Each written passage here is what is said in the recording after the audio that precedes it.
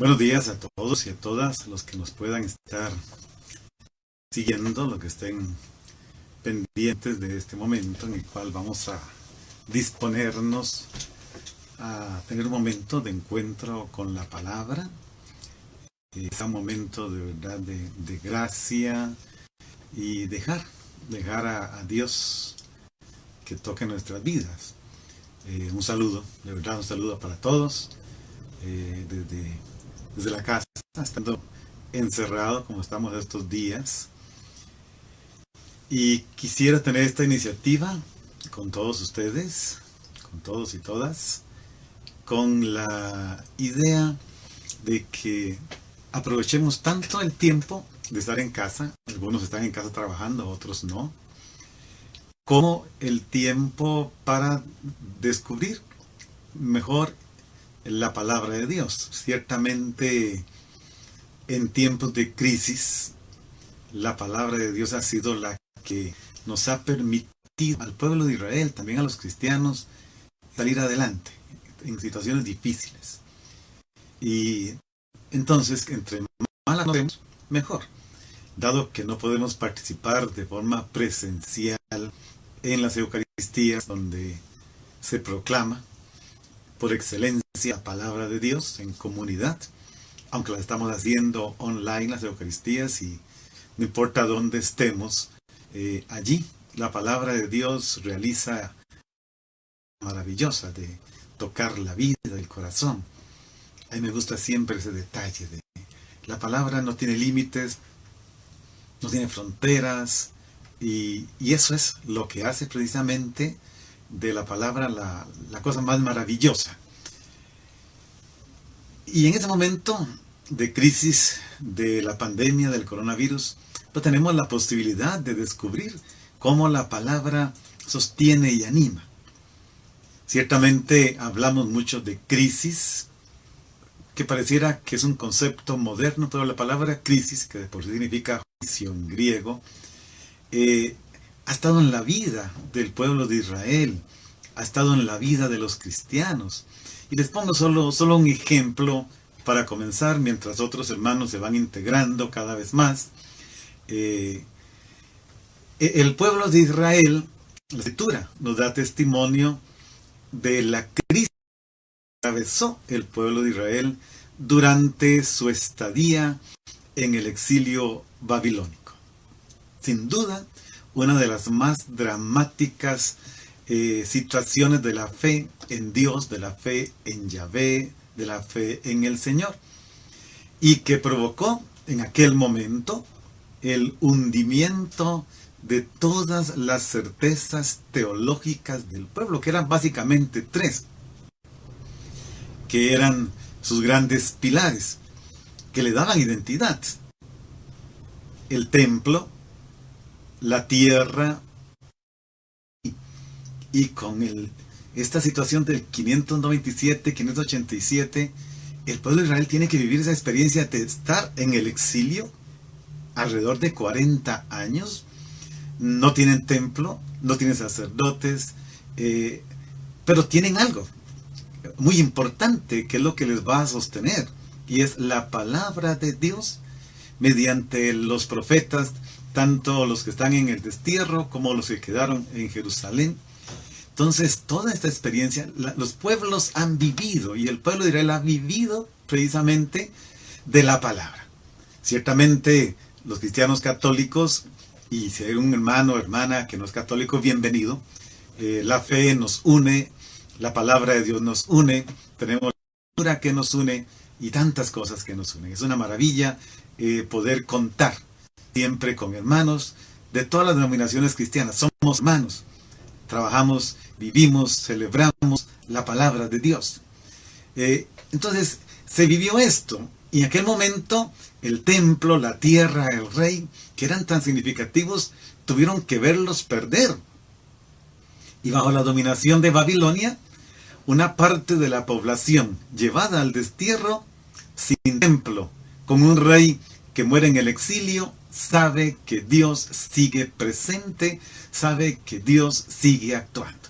Ahí estaba la palabra de Dios, Y ahí seguía resonando la palabra de Dios, aunque no se celebrara. ¿Y qué pasó en esa época tan bonita? En esa época de crisis, que no fue de fue de 40 días, 40 años, perdón. Surgió una impresionante, notable creatividad. Porque el ser humano, también la iglesia, también la fe, también el evangelio, crece y se ve confrontado a la creatividad para que la palabra siga llegando a más y más personas. Entonces, esta palabra está hoy presente en nosotros y quisiera compartirla con ustedes. Y lo vamos a hacer de forma interactiva. Ahora les voy a decir cómo nos podemos comunicar para algunas preguntas. Encontremos nuevas maneras de reafirmar nuestra identidad cristiana. Ya no es en el templo. Además, no es ahí el primer lugar. La identidad cristiana la mostramos cuando en nuestros lugares de trabajo, en nuestros hogares, donde estamos, mostramos que somos cristianos. Entonces, también eso tiene que hacer surgir o resurgir un movimiento teológico, porque hay que experimentar y pensar en una nueva presencia de Dios. Lo que dure esta cuarentena y lo que venga después, el mundo ya no volverá a ser el mismo. Con esas palabras quisiera que invoquemos juntos, ya hay muchos hermanos integrados en la transmisión, invoquemos al Espíritu Santo. Fue Él el que animó la vivencia de la fe en el pueblo de Israel. Fue Él el que animó la experiencia de la fe en la muerte y resurrección de Jesucristo. Fue Él el que permitió que la palabra vivida, anunciada, celebrada, se pusiera por escrito. Y entonces Él también el que nos ayuda a descubrir cómo leerla, cómo comprenderla. Los que somos cristianos católicos lo hacemos de la mano de la enseñanza de la iglesia, del magisterio de la iglesia. Los que no pertenecen a la iglesia católica, pero son cristianos y los amamos porque no tenemos diferencias importantes, lo hacemos a través de otras formas, pero al fin y al cabo, unos y otros tenemos la palabra en la mano, y eso es lo importante. Así es que te pedimos, Espíritu Santo, nos regales un momento de paz, de gracia, que animes y fortalezcas nuestra fe, nuestro sentir, que nos permitas avanzar por este camino, tomados de la mano de la palabra. Más, Espíritu Santo, déjanos ser abrazados por la palabra. La palabra de Dios es una persona, no es un libro. Y comencemos por ahí. La palabra de Dios no es un libro, aunque se encuentra escrita en un libro. Pero la palabra de Dios es más que el libro. Y es más que la interpretación del libro. Y es más que la doctrina, moral, etcétera, del libro. Es una persona. Se llama Jesucristo, que como tú que me estás viendo y como yo que te hablo, de carne y hueso, que en el tiempo en que se encarnó, abrazó, besó, bendijo, tocó, sanó, resucitó, levantó, y porque también mojó, tenía sus palabras, maldijo, en fin, es una palabra humana, es un ser humano, es Cristo presente que está ahí y que nos ofrece esta posibilidad. Y hablando de esta palabra, que es una persona, la persona de Jesús, la segunda persona de la Trinidad, como es persona, ella precisamente de diálogo. Y quisiera que partamos del texto bíblico que tenemos los católicos para la liturgia de este día, del cuarto lunes, o del lunes de la cuarta semana de Cuaresma, que es un texto muy hermoso, que precisamente nos va a ayudar a entender mejor esta palabra de Dios. Y es el texto de Juan 4, 43, 54. Ese texto maravilloso en que el autor del Evangelio nos narra la curación del hijo de un funcionario real, y precisamente nos queda de maravilla para comenzar estos días que van a durar, espero, tanto como aquella fase de quédate en casa. Cuando ya no tengamos que quedarnos en casa, nos quedamos sin programa por ahora, disfrutémoslo. ¿Y qué le dice Jesús a este hombre? Vete, tu hijo está sano. Y este hombre creyó en la palabra de Jesús. Lo remarca el texto. Se fue y su hijo quedó sano en el momento que Jesús lo dijo y él lo creyó. Bien, vamos a leer este texto de hoy. Voy a usar el texto de la liturgia de los leccionarios de la Iglesia Mexicana que usamos en muchos países de América Latina. Es más, voy a hacer una pausa aquí. Si usted está en casa, y la mayor parte están siguiéndome en casa, y tiene tiempo, vaya, yo voy a hablar 2 minutos más, mientras usted va y busca la Biblia. Tráigase la Biblia. No le digo que la busquen, buscando la Biblia se le puede quedar sin transmisión, pero que tiene cerca ahí, vaya, búsquela. Mientras tanto, yo hago una observación. Entonces, ve a buscar la Biblia, y los que la tienen cerca, buscamos el capítulo 4 de Juan. Cuando nos disponemos a leer la palabra de Dios, eso lo digo mientras van a traer la Biblia, así que pueden seguir escuchando, es impresionante. A veces decimos que la Biblia es para gente sabia, para intelectuales, para gente que estudió. Y claro, para la interpretación correcta según la Iglesia es necesario estudiar, y a mí la Iglesia me dio este estudio, lo cual agradezco, y agradezco a todos los que colaboraron en eso. Pero ante todo, cuando vamos a leer un texto bíblico, hay que tener presente que se trata de aprender a leer. Una de las primeras cosas, yo siempre digo en todos mis cursos, lo primero que tenemos que aprender a hacer para leer la Biblia es a leer, porque no sabemos leer.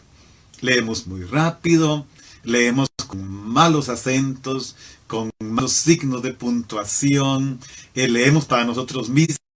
No sentimos que estamos comunicándole a otros, transmitiéndole a otros una palabra viva, porque cuando yo leo la palabra de Dios, sobre todo los hermanos que la leen en la celebración litúrgica, el sacerdote, el obispo, el diácono, pero también los lectores, instituidos o no, están prestándole su voz, y es Dios que habla a través de ellos.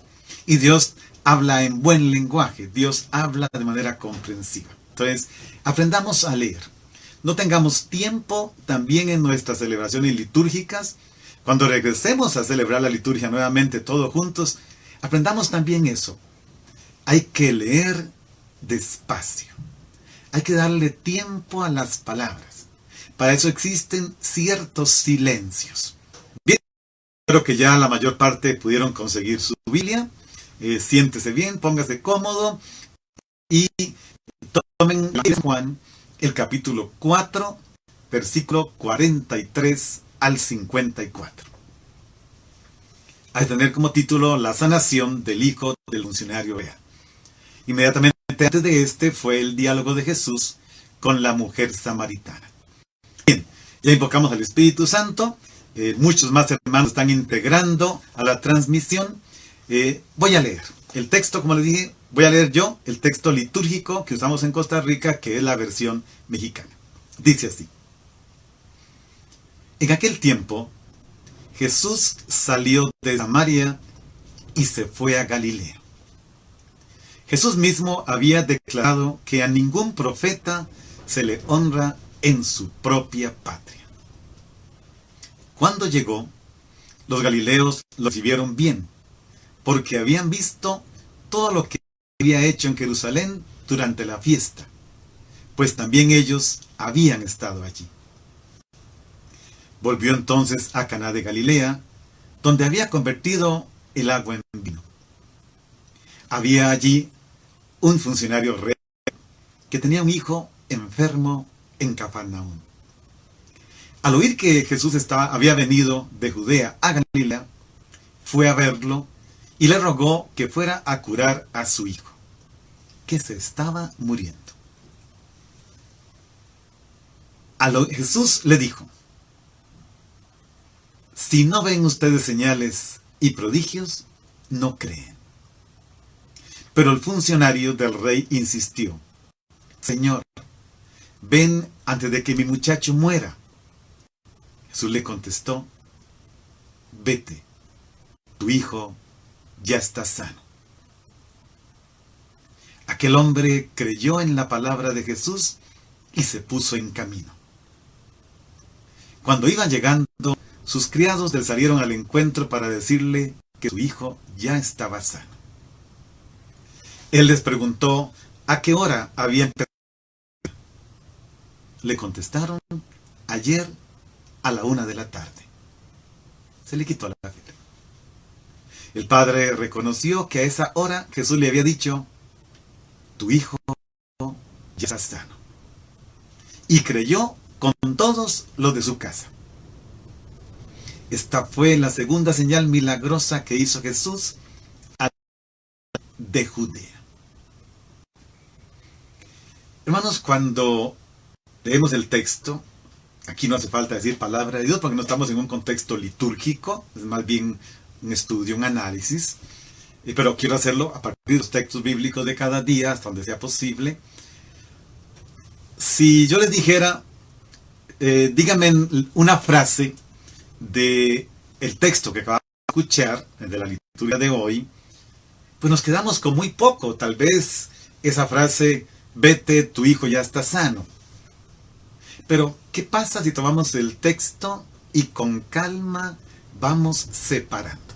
Recuerden los que han estado en cursos conmigo, que siempre les digo, que es como cuando una mujer cocina un pollo, una gallina, que para hacer arroz con pollo, que en Costa Rica es una comida típica, y aquí hay gente de otros países, que es con el pollo desmenuzado, revuelto con el arroz. Para hacer eso, entonces hay que tomar el pollo, cocinarlo y desmenuzarlo. Entonces el arroz sabe muy rico. Entre más desmenuzado esté, mejor, más suelto. Bueno, eso hay que hacer con el texto bíblico. Hay que desmenuzarlo. Vamos a hacerlo así. En la primera parte de esta lectura que hemos escuchado, hay una especie de escena de introducción narrativa.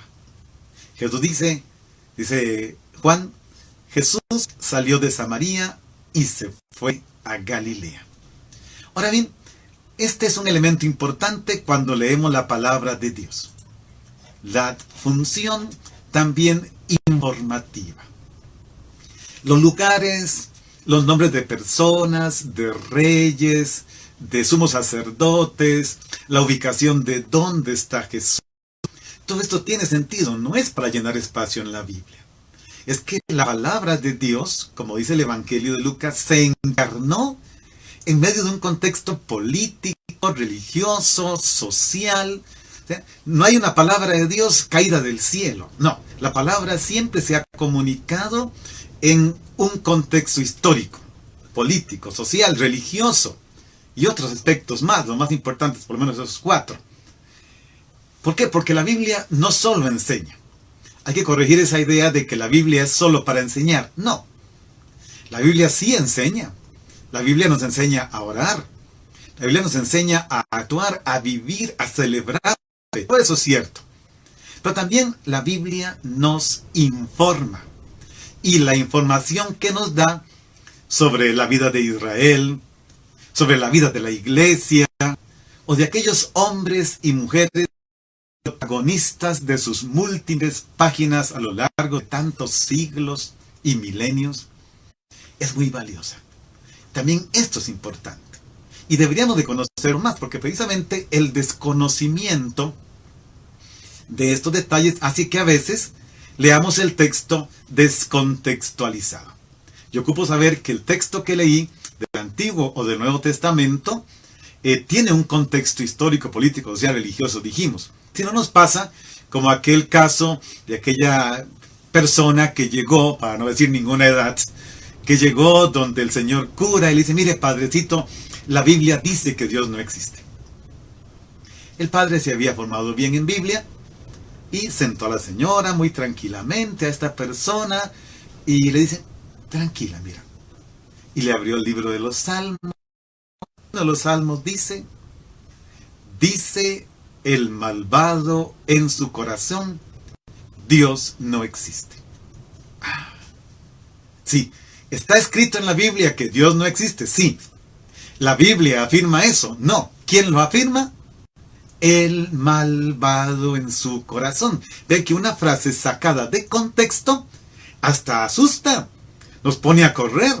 Por eso que muchas veces dicen por aquí, algunos grupos religiosos inclusive, causan impacto y susto porque las descontextualizan. Y no se trata de descontextualizar, contextualizar. Entonces la información que nos da, geográfica, espacial, de tiempo, de personas, de lugares, de situaciones, es muy valiosa. Por ejemplo, la palabra nos informa, y qué bueno que nos informa, si no, no sabríamos dónde nació Jesús.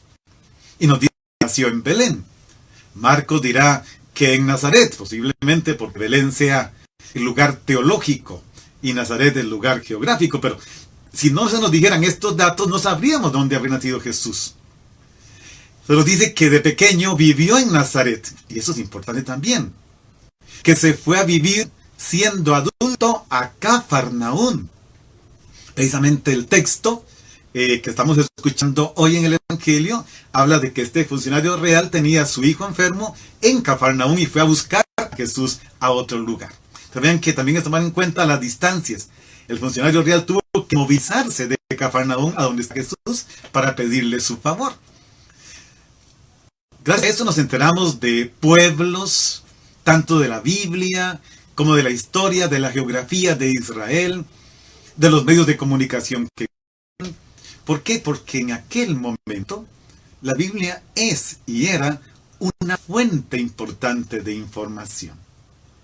Podría dejarles como para que ustedes después lo revisen, el texto de Lucas 3:1-3, donde se nos narra el contexto en el cual la palabra de Dios sobre Juan Bautista. Encontraremos ahí un montón de nombres políticos, religiosos, lugares geográficos un poco complicados, pero es importante que el autor deje claro en qué contexto vino la palabra sobre Juan, que será el precursor precisamente de Jesús, del Mesías.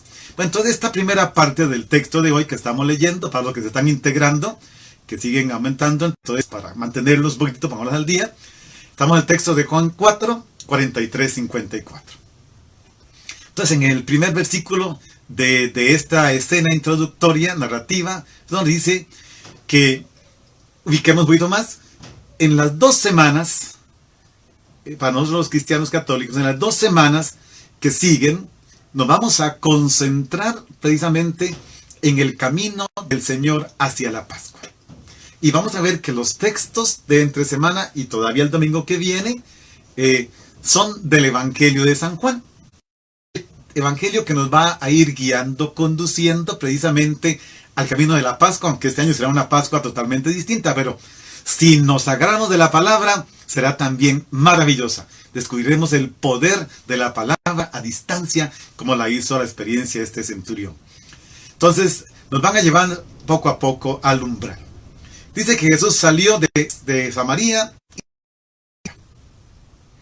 ¿Qué pasó? Jesús salió de Galilea, pasó por la región de Judea hasta Jerusalén con ocasión de la fiesta, Juan 4:45, y luego bajó por Samaria, que fue el texto que vimos hace 2 domingos, y está el diálogo ahí con la mujer samaritana, y volvió a Galilea. Hizo el camino a Jerusalén y retorna ahora a Galilea.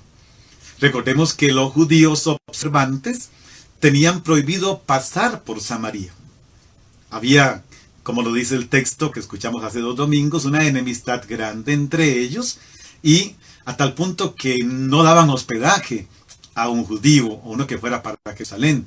Ni siquiera le ofrecían agua. Además estaba prohibido que los judíos tomaran algo en los utensilios domésticos de los samaritanos. Había toda una serie allí grande.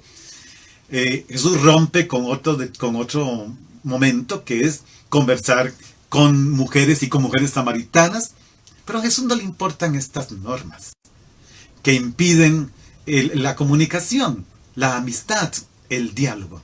Es más, tanto es así que se quedó allí 2 días, vemos el texto, y mucha gente se convirtió. Aquí no es que ese terreno es pagano, ese terreno, no. Jesús sabe vencer los obstáculos, acabar con ciertas normas históricas y va adelante. Y ahora se determina a volver a Galilea. Si seguimos leyendo el texto, dice que Jesús mismo había declarado que a ningún profeta se le honra en su propia patria. Una frase que muy probablemente el autor del Evangelio de Juan tomó de los Evangelios sinópticos, donde se explica un poquitito mejor y se contextualiza mucho mejor.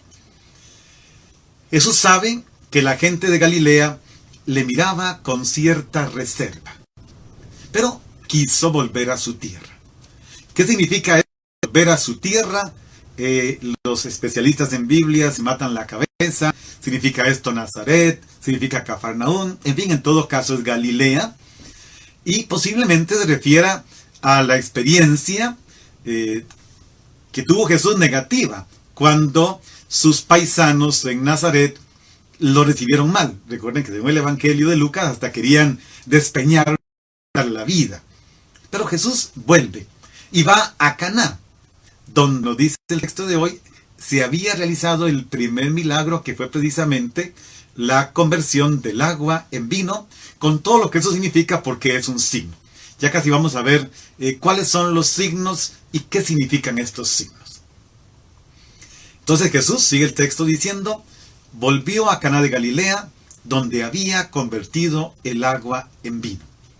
Y si esto es así, recordemos que al final de la narración de las bodas de Caná, versículo 11 del capítulo 2 de Juan, se dice que sus discípulos creyeron en él. Cuando Jesús realiza el primer signo de los 7 signos del Evangelio de Juan, creyeron. Ahora prácticamente nos dice, regresamos al mismo lugar. Aquí se va a dar otro signo donde creerá un pagano y se invitará al lector, a ti y a mí que estamos leyendo, precisamente a introducirnos en el ámbito de la fe. Y cuando digo ámbito de la fe, vamos a hacer aquí una observación importante por lo que significa precisamente el verbo creer en el Evangelio de San Juan. Porque no es cualquier verbo, es uno de los verbos más importantes. Aparece 99 veces en sus diferentes conjugaciones. ¿Qué podemos decir de este verbo creer, en el Evangelio de Juan? Es el verbo predominante. Ningún otro aparece tantas veces en el Evangelio de Juan. Y se subraya por las promesas que se hacen a los creyentes. El que cree no tendrá nunca más sed, le dijo Jesús en la multiplicación del pan, el discurso del pan de vida. El que cree tiene vida eterna, capítulo 5, versículo 24, capítulo 6. Y el que cree vivirá, capítulo 11, versículo 25. El que cree no permanecerá en las tinieblas, 12:46. El que cree hará las obras que hace Jesús e incluso mayores, 14:12. O sea, siempre es en la experiencia de creer en Jesús, que es la resurrección y la vida. Ayer escuchamos el texto del ciego de nacimiento. ¿Cuál es la máxima profesión de fe que hizo? Después de que Jesús le dijo, yo soy el que habla contigo, creo, Señor, y se inclinó hablándole. Es esa experiencia precisamente.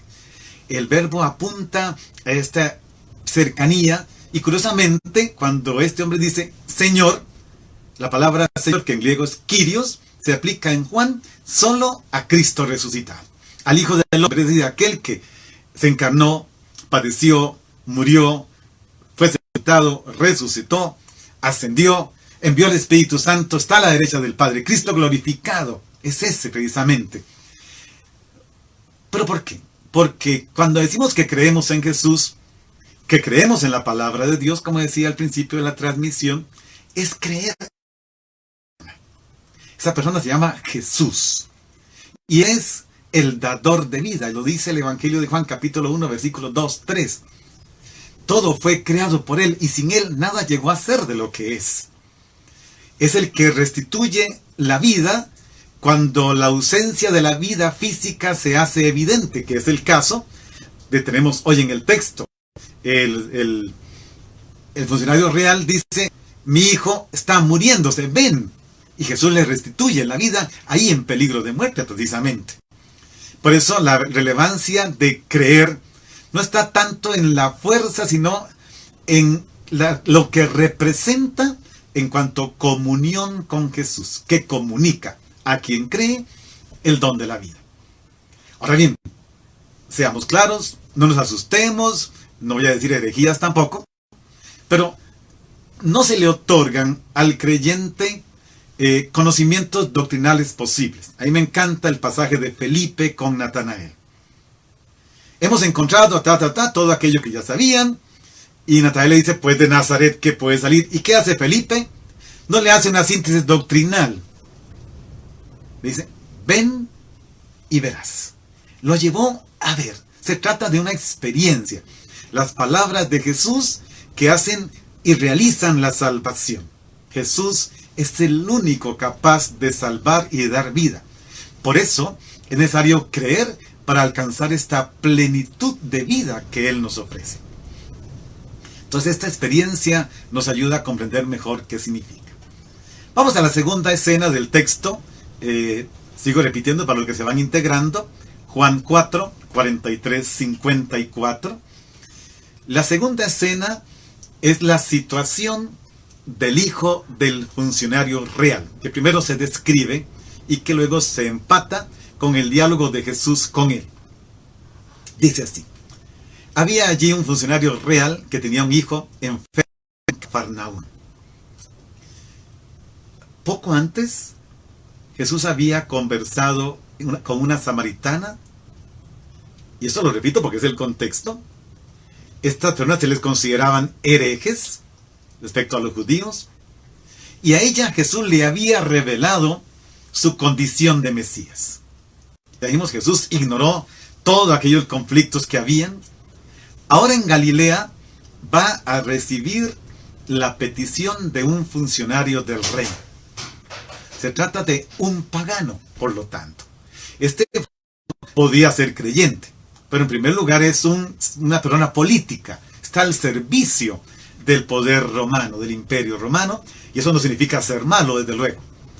Significa estar al servicio de un poder político, y eso a veces implica un poco estar lejos de la fe, aunque no siempre, pero sea como sea, tenemos muchos ejemplos hoy visibles sin necesidad de decir nombres.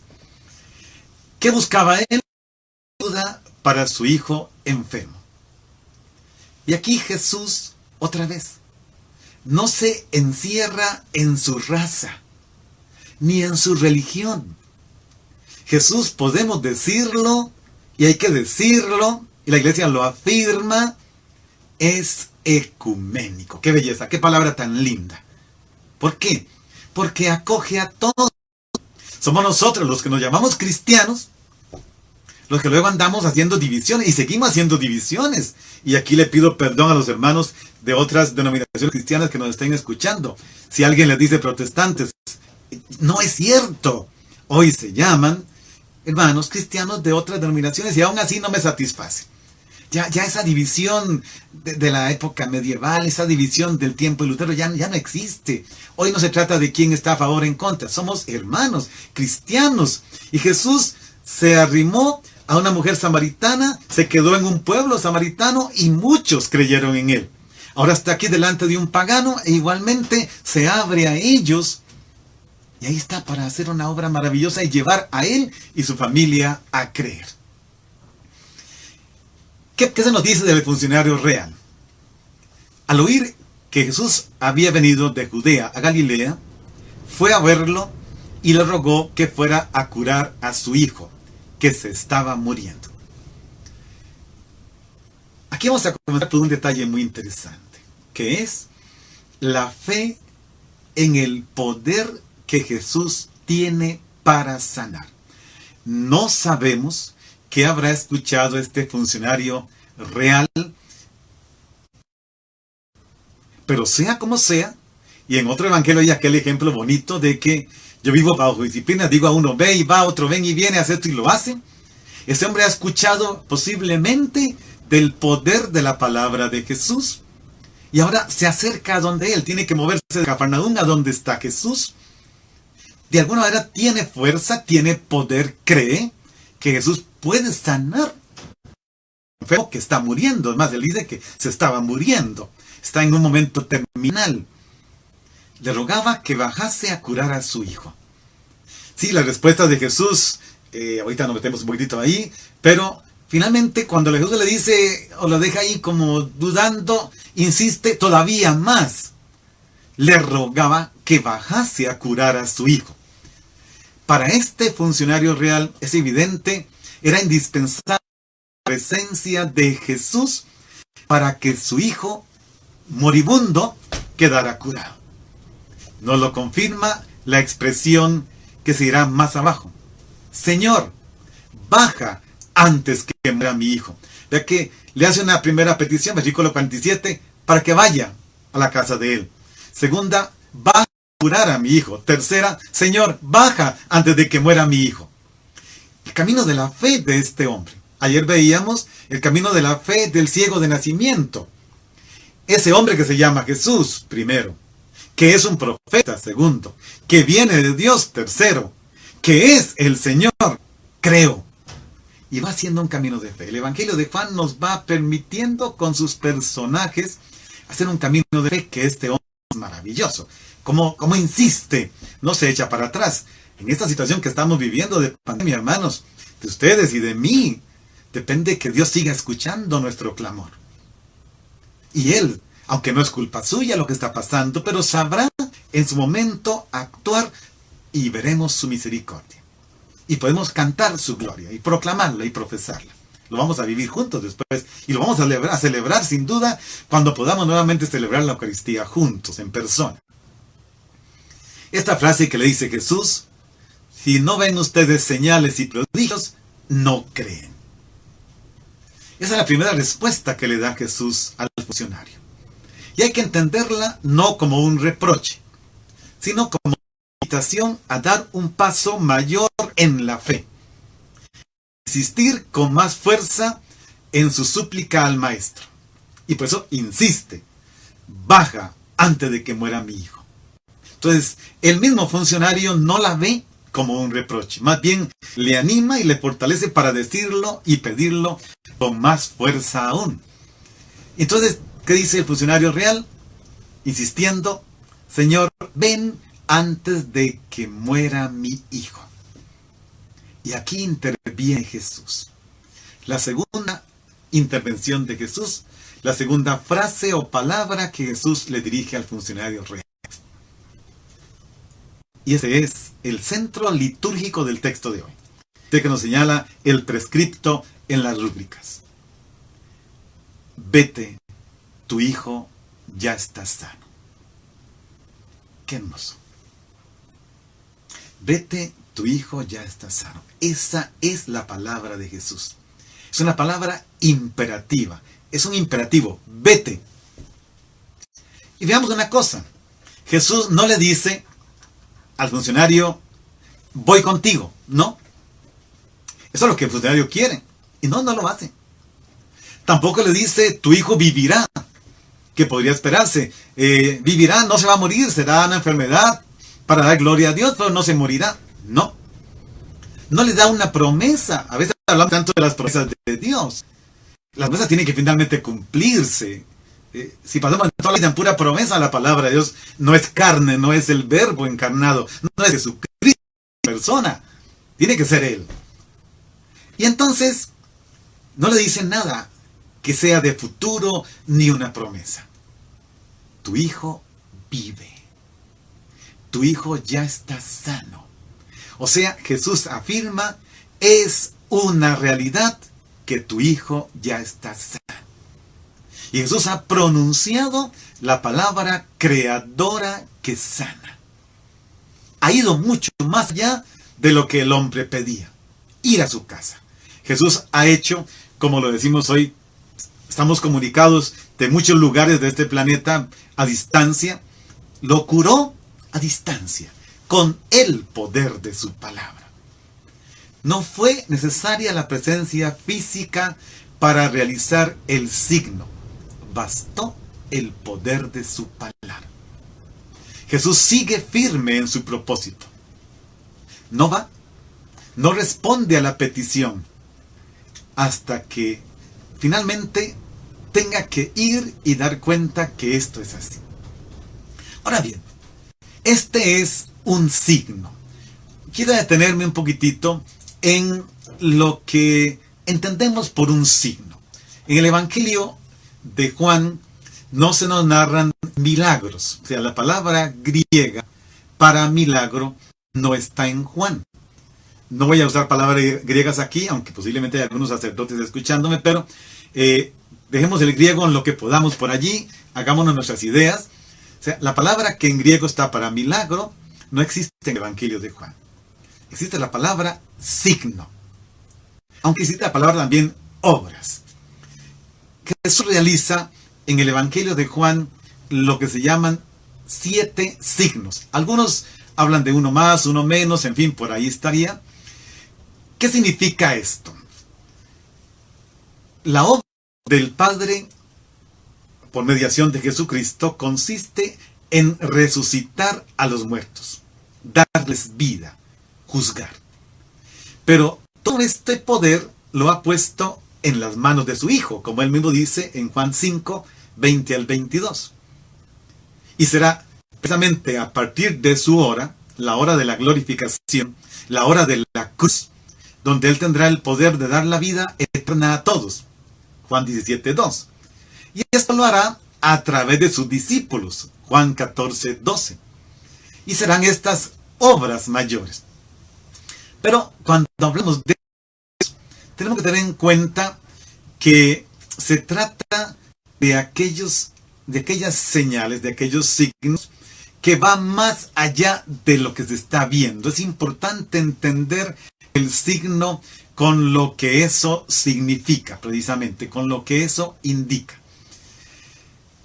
En la mayoría de los comentarios encontramos que los signos, que son 7, les lo digo para que los tengamos, son: el primero, las bodas de Caná, Juan 2, del 1 al 11.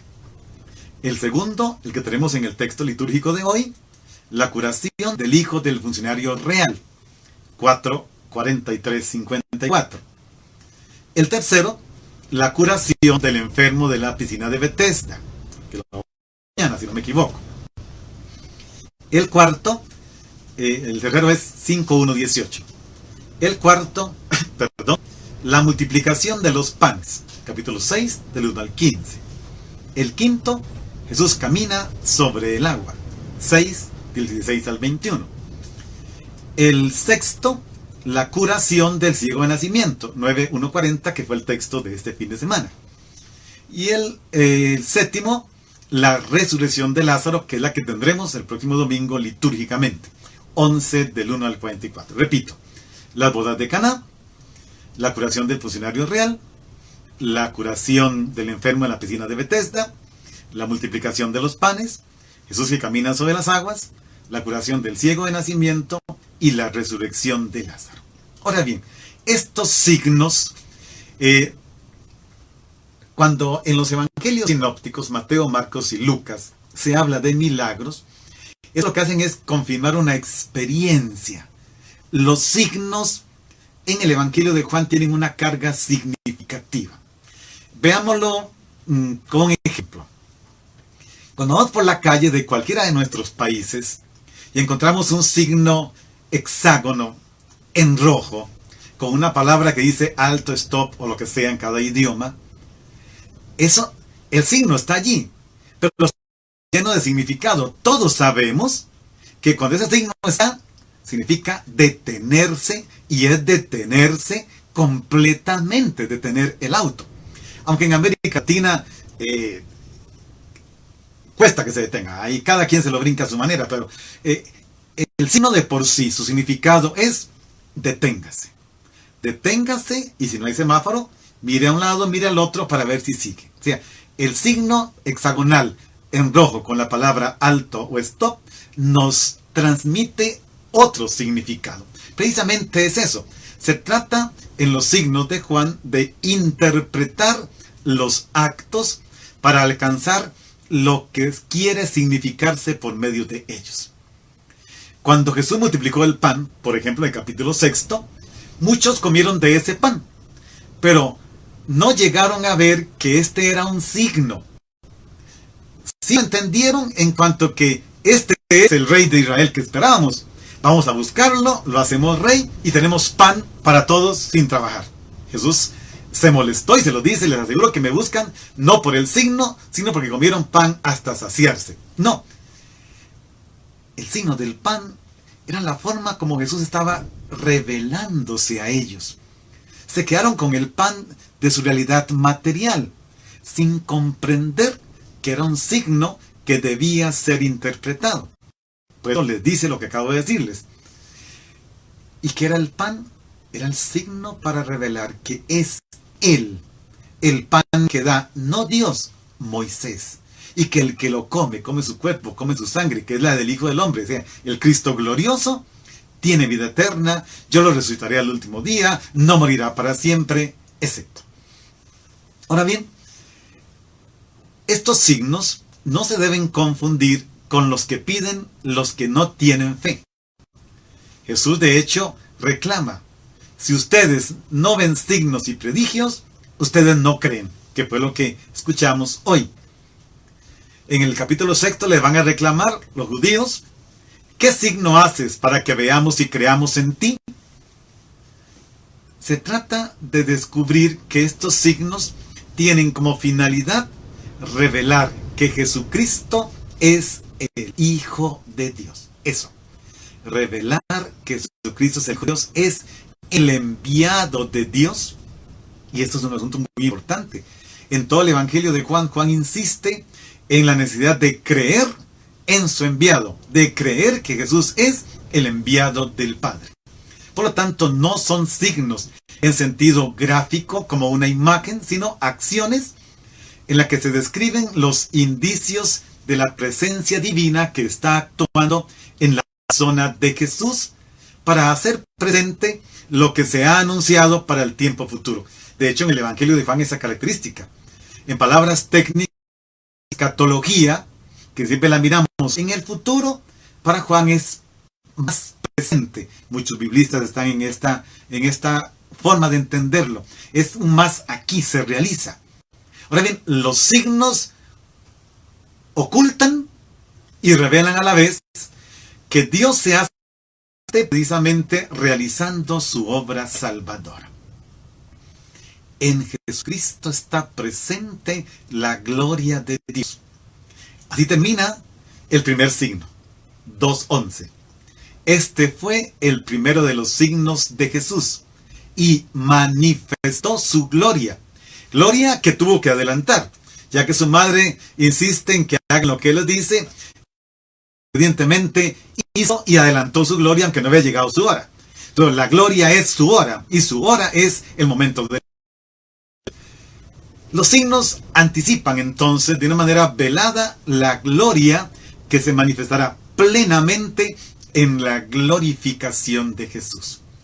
Una que está siempre operante porque realiza precisamente la obra salvadora. Bien, dejemos hasta ahí lo de signos, pues vamos a seguirlo en estos días profundizando cada vez más.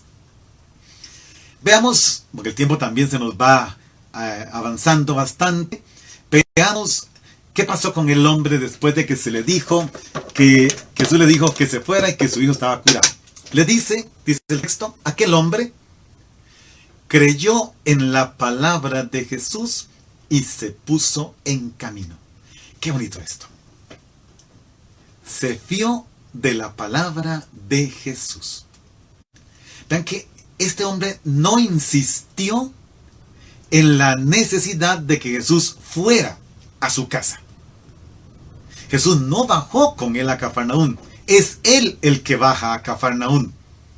Es el padre del niño el que va, apoyado únicamente en la palabra. Él entró en el misterio de Jesús. Y sus criados, cuando iba llegando, le salieron al encuentro para decirle que su hijo ya estaba sano. Y aquí hay que imaginarse la alegría de saber que su hijo vive. O sea, no es un criado, no es un funcionario. Y esos son muy importantes, son seres humanos. Como muchas veces vemos la crisis que estamos viviendo, a ver en cuántos números aumentan los muertos. No son números, personas, detrás de ellas hay familias con dolor y personas que han perdido la vida. No, se confía a la palabra, eso es lo que Él hace, y su apoyo único es entrar en el misterio. Su hijo, le dijeron, ya está vivo. ¡Qué alegría! Se dio la curación y se informa la hora. Y la hora era precisamente, nos dice el texto, ayer a la 1 de la tarde se le quitó la fiebre. El hijo como que comprueba la coincidencia entre el momento que Jesús pronunció su palabra, tu hijo ya vive, y el efecto producido en el niño. Y la hora correspondía. Entonces vean que este hombre hizo un viaje de un día, porque al día siguiente regresa a casa, escucha la noticia de sus trabajadores, de sus criados, y comprueba que ayer a esa hora Jesús le había dicho. ¿Y qué pasa con él? Reconoció que Jesús le había dicho, tu hijo ya está curado, ya está sano, y creyó con todos los de su casa. Qué hermoso esto. La fe en el Evangelio de Juan, que la palabra fe no existe, el verbo creer, pero para que nos entendamos, la fe en el Evangelio de Juan es un asunto que cuando uno cree, lleva a otros a creer. Lleva a otros, precisamente. Todo el texto de Juan es muy bonito. Juan el Bautista presenta a Jesús a 2 de sus discípulos y lo siguen. Uno de ellos se encuentra a Simón, se lo presenta y lo lleva. Felipe se encuentra a Jesús y luego lleva a Natanael. Y así cada uno de ellos va llevando a otro, porque el que cree en Jesús lleva a otro a creer. Este hombre creyó y con él todos los de su casa. Lo cual también nos va diciendo que para la época que se escribió el Evangelio de Juan, ya la iglesia celebraba, se reunía y escuchaba la palabra en torno a las casas. Ya se habían desvinculado de la sinagoga. De por sí, ya el templo había sido destruido bastantes años antes, cerca del año 70, y este evangelio se escribe alrededor del año 100, por ahí, alrededor. Y entonces, en esta distancia, la comunidad se está reuniendo en casas y se ve aquí la importancia de esto. Recordemos que Jesús, a quien cree, le ofrece vida eterna, o como dice Juan 10:10, vida en abundancia. Ahora bien, estamos en casa, hermanos. Estamos en casa y por eso quise tener esta iniciativa. Y mantengamos en quédate en casa. Y ya que estamos en casa y estamos en familia, estamos almorzando juntos, hasta jugando juntos, viendo televisión juntos, etcétera, con bastantes cosas juntas. Preguntémonos, ¿no sería interesante abrir un espacio en nuestra familia sobre el proceso de la fe que estamos haciendo? Es más, yo me atrevería a decir, sobre el proceso de la fe que esta situación de pandemia nos ofrece como familia. Hermanos, yo quisiera, y veo a muchas conectadas, mucho más de la que yo pude imaginarme, y quisiera que seamos un poco interactivos. No sé si esto va a saturar o no, pero quisiera que, si tienen preguntas, nos comuniquemos por 2 medios principalmente. Uno es por Facebook, a través de mi página de Facebook, por mensaje. Ahí yo los leo. Van a dar todos de por sí a un correo electrónico mío, donde ahí puedo leerlos con más tranquilidad y facilidad. Pero si quieren de otra forma, habilité una cuenta de correo solo para estos días, para lo que dure esta transmisión o estos días de transmisión. Les digo, anótenla si tienen por allí, o anótenla en su celular o en donde pueda. Es muy fácil. Dado que estamos con Quédate en casa, la cuenta de correo es así: quédate con la palabra @outlook.com. Repito, quédate con la palabra, todo pegado, @outlook.com.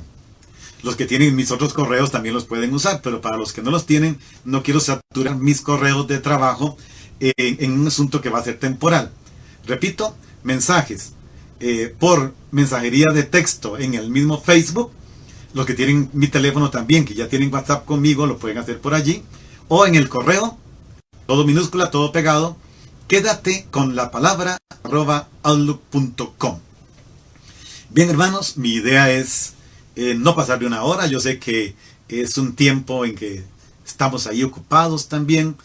En Costa Rica, los que estamos en Costa Rica, lo puse porque es una hora intermedia entre salir del desayuno y antes de que llegue la hora de preparar el almuerzo. Aquí en Costa Rica almorzamos a las 11 de la mañana. Para otros países pues va cambiando mucho las horas. Será siempre a esta hora, 10 de la mañana, hora de Costa Rica. Espero que sea de interés para todos. Si por ahí entre la velocidad de hablar y etcétera, porque también a mí me emociona mucho hablar de la palabra, digo alguna cosa que haya que corregir, porque hablando rápido puede uno decir palabras que tal vez haya que corregir. Háganmelo saber con mucho respeto y con mucha humildad. Me corregiré, buscaré información para responder las preguntas que ustedes tengan. Critíquenme en lo que quieran, háganlo con cariño, nada más. No ofrezco esta opción para ser despellejado, sino más bien para que resplandezca la palabra de Dios. No me interesa mi persona, me interesa que con eso que estamos haciendo escuchemos la palabra y la vivamos. Entonces, ¿qué hemos dicho hasta hoy? La palabra de Dios en tiempos de crisis nos ayuda a ser creativos, como el pueblo de Israel en el destierro de Babilonia. 40 años. Para nosotros es más corta. Hagamos oración, invoquemos al Espíritu, leamos el texto del Evangelio del día. El texto de hoy lo buscan en cada uno de sus países, en el libro donde están las lecturas. En Costa Rica se llama la misa de cada día, en otros se llama el pan de la palabra, el de la misericordia, en fin, cada uno tiene su nombre. Puedes leerlo o entrar a las páginas de internet, lo retomas con lo que hemos visto, vuelve a leerlo, ahora pausadamente, reproduce en tu corazón esa palabra, deja que ella te toque y, si Dios quiere, nos vemos mañana a las 10 de la mañana. Un momentito de oración. Espíritu Santo, yo te doy las gracias por las personas que en mi vida has colocado, que me han enseñado a amar, conocer, estudiar, proclamar, celebrar, vivir tu palabra. Sé que tengo tanto de que pedirte perdón. También yo ocupo tu sanación. Pero aquí, enfermo, con mis pecados y mis debilidades, te ofrezco lo que soy y lo que tengo. La palabra para mis hermanos. Y te pido que bendigas a todos los que nos han seguido y bendigas a los que verán luego esta grabación, en el nombre del Padre, del Hijo, del Espíritu Santo.